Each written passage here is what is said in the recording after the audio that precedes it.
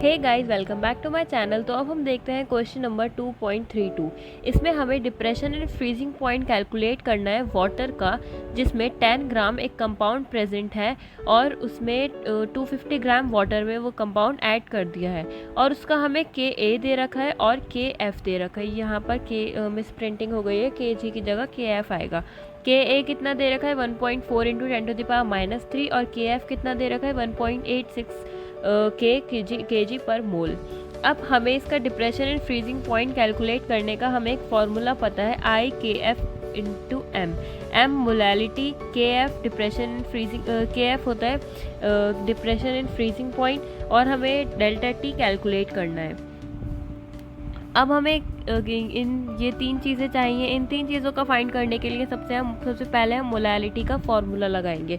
Molality का formula क्या होता है, weight upon molecular weight into volume in litre.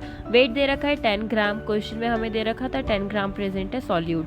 और मॉलिक्यूलर वेट, इस कंपाउंड का मॉलिक्यूलर वेट कितना होता है, जब हम इस वाले कंपाउंड का मॉलिक्यूलर वेट निकालेंगे तो वो आ जाएगा 1.122.5। अब हमने ये वैल्यू यहाँ पर पुट कर दी। तो वॉल्यूम, और हमें क्वेश्चन में वॉल्यूम कितना दे रखा है उसका 250 ग्राम। लीटर में लिखना है हमें, तो इसलिए हम 1000 से डिवाइड करेंगे तो ये ऊपर चला जाएगा, तो आ जाएगा 10 इंटू 1000 अपॉन 122.5 इंटू 250।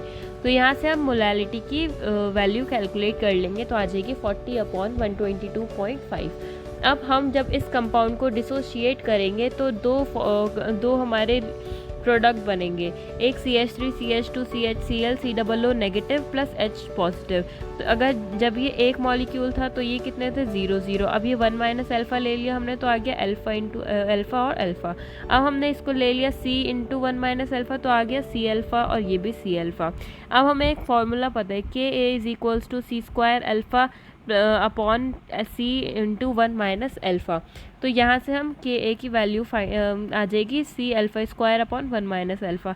अब यहाँ पर अल्फ़ा जो है वो 1 से बहुत छोटा है, तो इसलिए 1 माइनस अल्फ़ा को हम लगभग 1 के बराबर ही ले लेंगे।